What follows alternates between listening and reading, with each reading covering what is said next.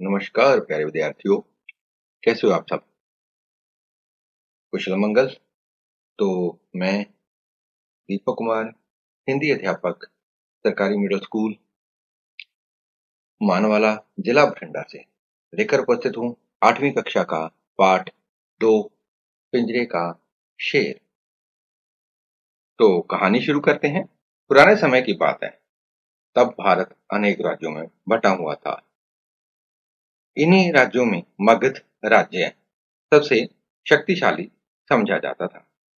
वहां के राजा का नाम महापद्मनंद था। वहां के राजा का नाम क्या था? महापद्मनंद। इस बात का ध्यान रखना है, ये हमारे प्रश्नों में भी आएंगे ये चीजें। तो आगे बढ़ते हैं। एक दिन राज्यसभा लगी हुई थी। वातावरण विचित्र था। एक और कुछ व्यक्ति अलग खड़े थे। वे रोम देश के दूत थे। सभा भवन के बीचों बीच एक पिंजरा रखा हुआ था, जिसमें किसी धातु का बना हुआ एक शेर बंद था। राज्यसभा में बैठे सभी लोग पिंजरे की ओर देख रहे थे। थोड़ी देर बाद सम्राट महापद्मनंद राज्यसभा में पधारे। उनके आते ही सारी सभा में चुप्पी छा गई। महामंत्री शक्तार का संकेत पाकर विदेशी दूत ने आगे बढ़कर अपने राजा की ओर से लाए गए बहुमूल्य उपहार सम्राट को भेंट किए। तो बच्चों, यहाँ पे एक व्यक्ति का नाम आया है। महामंत्री का नाम क्या है? हाँ, बिल्कुल सही, शक्तार। तो आगे शक्तार ने विदेशी दूत को संकेत किया और उसको बोलने के लिए कहा। तो वो दूत क्या बोलता है? राजदूत ने कहा, महाराज, हमारे सम्राट ने एक उपहार और भी आपके लिए भेजा है। उसने लोहे के पिंजरे की ओर संकेत करते हुए कहा, वह है शेर। हमने इस शेर को बंदी तो बना लिया है, पर कुछ बंधनों के कारण हम न पिंजरा खोल सकते हैं और न ही काट सकते हैं। पिंजरे को खोले या तोड़े बगैर ही शेर को पिंजरे से बाहर निकालना है। ऐसा तो मगध सम्राट के प्रताप से ही संभव है। यह सुनते ही सम्राट ने मुस्कुराकर पहले पिंजरे की ओर देखा और फिर महामंत्री की ओर।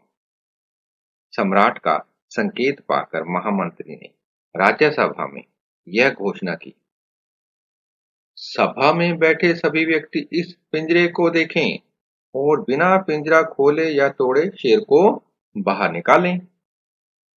आगे सभा में बैठे बहुत से व्यक्ति तो पहले ही इस पिंजरे को देख चुके थे। अन्य लोगों ने भी आगे बढ़कर पिंजरे का निरीक्षण किया। फिर सभी व्यक्ति अपने अपने स्थान पर जाकर बैठ गए। सभा में बहुत देर तक फुसफुसाहट चलती रही, पर कोई भी व्यक्ति इस कार्य के लिए नहीं उठा। फुसफुसाहट का मतलब है धीरे धीरे आपस में चर्चा करना। शेर को कौन बाहर निकाल सकता है? सहसा सम्राट ने गुस्से में कहा। तो आगे सभा में फिर कुछ हलचल हुई। सभी लोग एक दूसरे की ओर देख रहे थे। सभी की आंखें लज्जा के कारण झुकी हुई थीं। सम्राट फिर गरज उठे, मगध की बुद्धि को क्या हो गया है? महापद्मनंद की राज्यसभा में क्या ऐसा एक भी ज्ञानी नहीं जो शेर को बाहर निकाल सके? सम्राट की जय हो। सम्राट और राज्यसभा में बैठे सभी व्यक्तियों की दृष्टि सम्राट की जय बोलने वाले 15-16 वर्ष के किशोर पर टिक गई। मुझे आज्ञा दीजिए सम्राट, किशोर ने सिर झुकाकर कहा। आज्ञा है, परंतु यदि तुम असफल रहे तो तुम्हें मृत्यु दंड दे दिया जाएगा, सम्राट ने घोषणा की। उस किशोर के चेहरे पर इन कठोर शब्दों का कोई प्रभाव न हुआ। वह निडर होकर लंबे लंबे डग भरता हुआ पिंजरे के पास गया। कुछ देर सोचने के बाद उसने कहा, पिंजरे को पानी में डुबो दिया जाए। तो वहां पास खड़े सैनिकों ने उसके आदेश का पालन किया। तो महामंत्री ने कुछ नौकरों को ऐसा करने का आदेश दिया। पिंजरे को पानी के बड़े टब में डुबो। किशोर के कहने पर पिंजरे को फिर पानी से बाहर निकाल लिया गया। सभी लोग एकटक उस किशोर की ओर देख रहे थे, किंतु वह किशोर बड़े ध्यान से उस पिंजरे में बंदी शेर को देख रहा था। उसकी निर्भीक दृष्टि में धीरे-धीरे विश्वास की चमक उभर आई। उसने सहसा आज्ञा दी, इस पिंजरे के चारों ओर आग जलाने का प्रबंध किया जाए।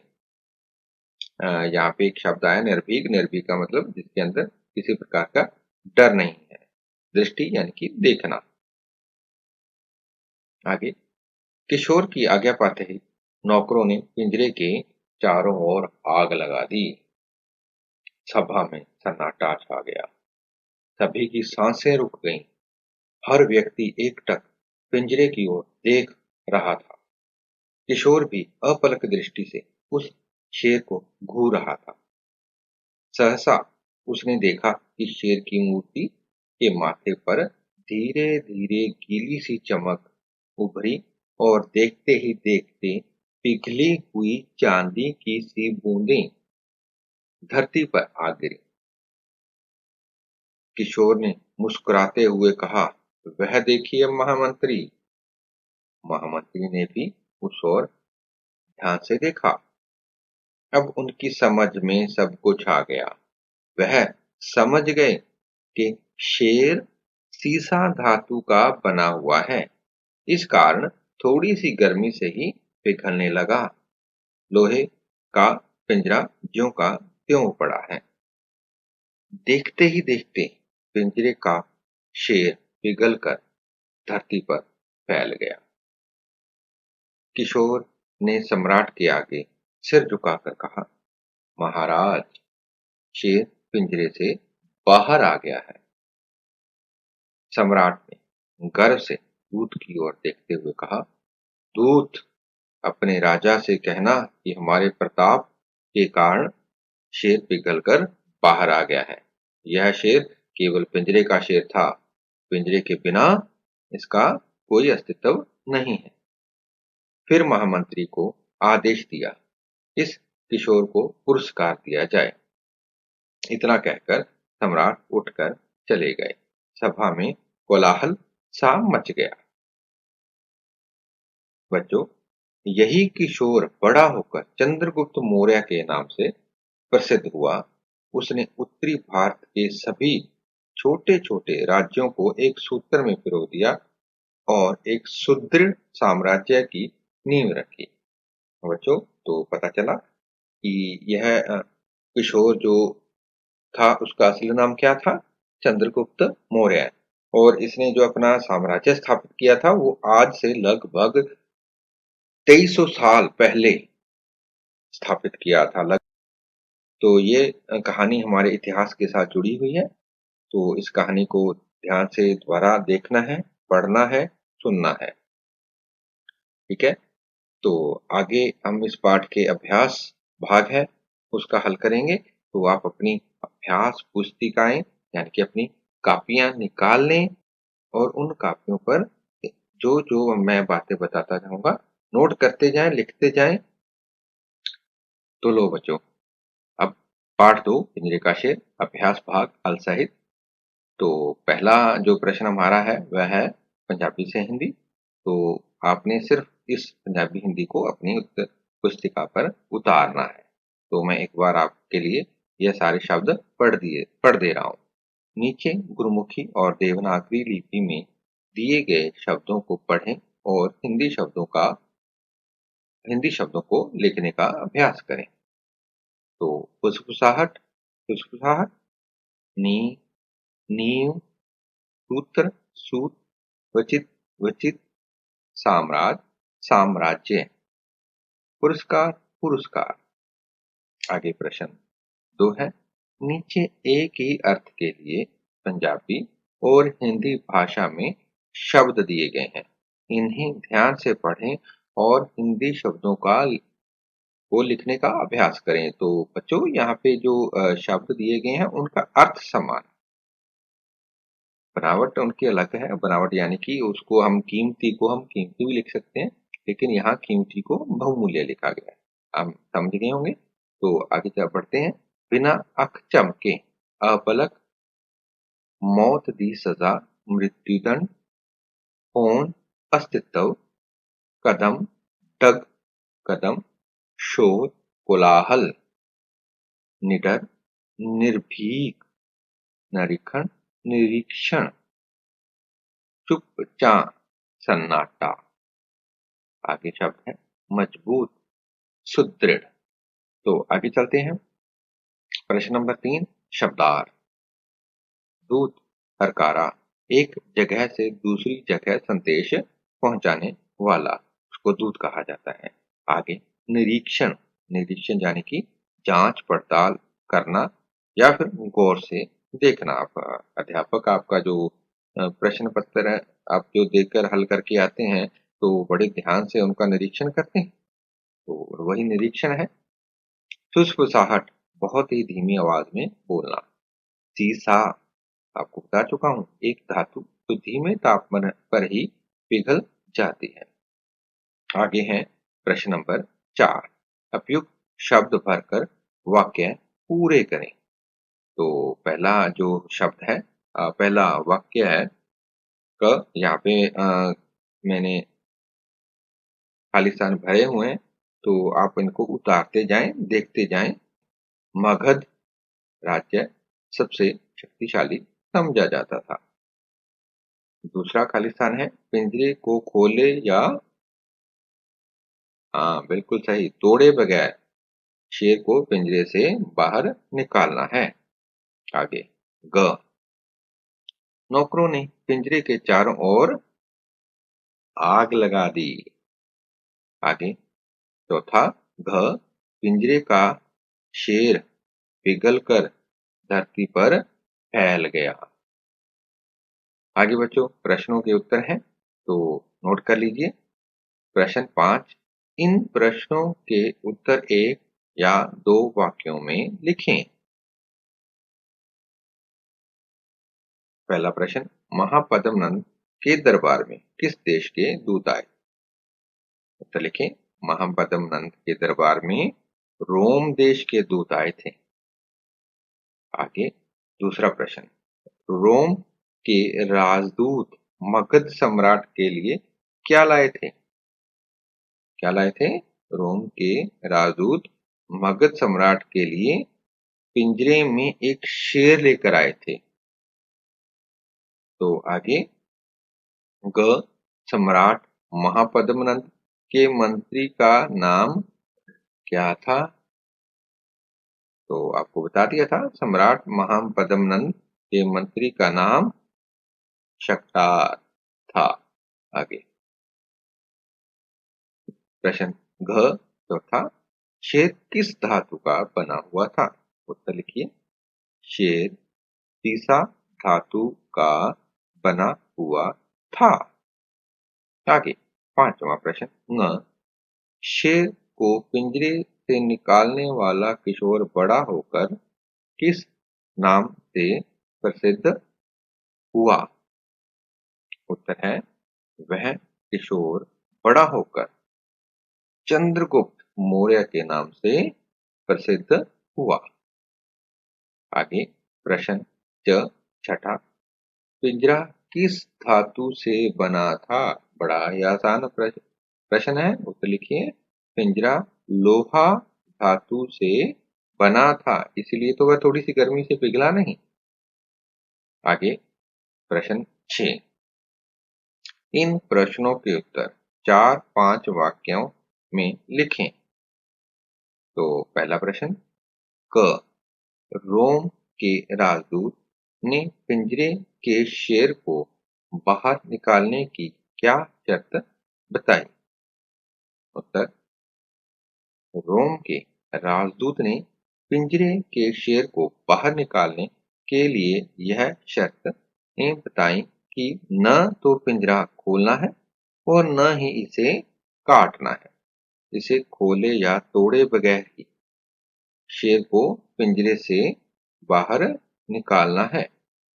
आगे ख पिंजरे के चारों ओर आग लगती देख सभा में सन्नाटा क्यों छा गया? उत्तर लिखिए।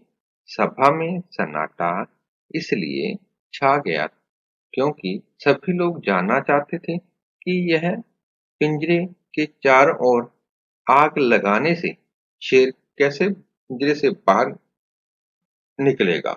यदि यह किशोर शेर को पिंजरे से बाहर न निकाल पाया तो इसे मृत्युदंड दे दिया जाएगा। इसलिए सब डरे हुए थे। तो आगे, चंद्रगुप्त ने पिंजरे के शेर को कैसे बाहर निकाला? उत्तर लिखिए। चंद्रगुप्त ने पिंजरे के शेर को पहले पानी में डुबोने के लिए कहा। फिर उसने नौकरों से कहकर पिंजरे के चारों तरफ आग लगवा दी। आग लगाने से सीसा धातु से बनी शेर की मूर्ति पिघलने लगी और धीरे धीरे धरती पर फैल गई। इस तरह चंद्रगुप्त ने पिंजरे के शेर को बाहर निकाल लिया। हाँ बच्चों, आगे हमारा 7वां प्रश्न है, लिंग बदलो। तो आप इनको लिख भी सकते हैं। और एक चीज मैं यहाँ पे आपको और बताना चाहूंगा, जो प्रश्न अभी यहाँ पे आ रहे हैं, लिंग बदलो आ रहे हैं, तो आप इनकी जो भी आपको पाठ दूरदर्शन के माध्यम से यहाँ पे दिखाए जा रहे हैं, उन अभ्यास भाग को आप फोटो भी खींच लें, तभी आपके लिए बहुत अच्छा एक नोट्स बन जाएगा, तो काम आएंगे वो। आगे, लिंग बदलो। सम्राट, साम्राज्ञी, महाराज, महारानी, किशोर, किशोरी, शेर, शेरनी, नौकर, नौकरानी, राजा, रानी। आगे है, इन शब्दों के वचन बदलें। तो पहला शब्द है पिंजरा, पिंजरे, सभा, सभाएं, मूर्ति, मूर्तियां, यह, ये, बूंद, बूंदें, मंदिर, मंदिरों। तो आगे बढ़ते हैं। प्रश्न नंबर 9, विपरीतार्थक शब्द लिखें। तो विपरीत शब्द है पुराना, नया, असफल, सफल, अनेक, एक, धरती, आकाश। आगे प्रश्न नंबर 10 है, शुद्ध करके लिखें। शक्तिशाली, शक्तिशाली है। घोषणा, घोषणा, सुदृढ़, सुदृढ़, बहुमूल्य, बहुमूल्य, पुरस्कार, पुरस्कार, मृत्यु, मृत्यु। आगे हमारा प्रश्न है 11 नंबर, क्या है? विराम चिन्ह लगाने हैं। तो पहला जो हमारा वाक्य है, मैं आपको सिर्फ वाक्य पढ़ दे रहा हूँ, आप देख लेंगे तो कहाँ कहाँ कौन सा विराम चिन्ह लगे हुए हैं। तो किशोर ने मुस्कुराते हुए कहा, वह देखिए महामंत्री। यहाँ पे कोई भी विराम चिन्ह नहीं लगा हुआ। आगे, तो आगे इसका उत्तर है, किशोर ने मुस्कुराते हुए कहा, कौमा। तो यहाँ पे दोहरे अवतरण चिन्ह लगाए गए हैं। वह देखिए, कौमा, महामंत्री, पूर्ण विराम, दोहरे अवतरण चिन्ह बंद हो गए हैं। तो आगे बढ़ते हैं। ख, शेर को कौन बाहर निकाल सकता है? सहसा सम्राट ने गुस्से से कहा। दोहरे अवतरण चिन्ह लगाने हैं। तो आगे, शेर को कौन बाहर निकाल सकता है? अब यहाँ पे प्रश्न है, तो प्रश्नवाचक चिन्ह लगाएंगे हम। तो अब जो दोहरे अवतरण चिन्ह हमने शुरुआत में लगाए थे वो बंद करेंगे। और यह बात सम्राट ने कही है, तो जो भी बात कही जाती है किसी के द्वारा, तो उनको दोहरे अवतरण चिन्ह में लिखा जाता है। सहसा सम्राट ने गुस्से से कहा, पूर्ण विराम। ग, किशोर ने सिर झुकाकर कहा, महाराज, शेर पिंजरे से बाहर आ गया है। अब इस वाक्य में देखें, किशोर ने सिर झुकाकर कहा। अब क्या कहा? वह दोहरे अवतरण चिन्ह में आएगा। तो कोमा, अवतरण चिन्ह शुरू, महाराज, शेर पिंजरे से बाहर आ गया है, पूर्ण विराम, दोहरे अवतरण चिन्ह खत्म, बंद कर दिए गए यहाँ पे। तो आगे हमारा प्रश्न नंबर 12, प्रत्येक शब्द के आगे लिखें यह कौन सी संज्ञा है। तो बच्चों, आपको याद होगा संज्ञा किसे कहते हैं, तो उसके आगे कितने भेद हैं। तो एक बार मैं आपको थोड़ा सा हिंट दे रहा हूँ। व्यक्ति, वस्तु, स्थान आदि के नाम को क्या कहते हैं? संज्ञा। तो उसके कितने भेद हैं? 3। तो तीनों भेद यहाँ पे आ गए हैं। तो पहला है शेर। शेर कौन सी संज्ञा है? जातिवाचक संज्ञा। ठीक है। आगे लज्जा कौन सी संज्ञा है? भाववाचक। गर्मी भाववाचक संज्ञा।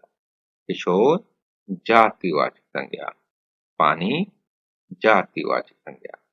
शक्टार व्यक्तिवाचक संज्ञा। पिंजरा जातिवाचक संज्ञा। गुस्सा भाववाचक संज्ञा। दूत जातिवाचक संज्ञा। मंदिर जातिवाचक संज्ञा। तो हमारा जो आगे प्रश्न नंबर 13 है, नीचे दी गई जातिवाचक संज्ञा से संबंधित व्यक्तिवाचक संज्ञा लिखें। तो क्या है? जैसे पहले एक उदाहरण दी हुई है, राज्य जातिवाचक संज्ञा है, तो उसके आगे कुछ शब्द दिए गए हैं। जैसे जातिवाचक संज्ञा है मगध, पंजाब ये जातिवाचक संज्ञा है। राजा ये भी जातिवाचक संज्ञा है। इसी तरह चंद्रगुप्त, राणा प्रताप। लड़का जातिवाचक संज्ञा। दीपक, नरेश ये भी जातिवाचक संज्ञा है। देश जातिवाचक संज्ञा। भारत, चीन। तो प्रिय बच्चों, यह था पाठ पिंजरे का शेर। आप सभी का बहुत बहुत धन्यवाद। तो मिलते हैं फिर अगली नई क्लास में। तब तक के लिए नमस्कार, जय हिंद, धन्यवाद।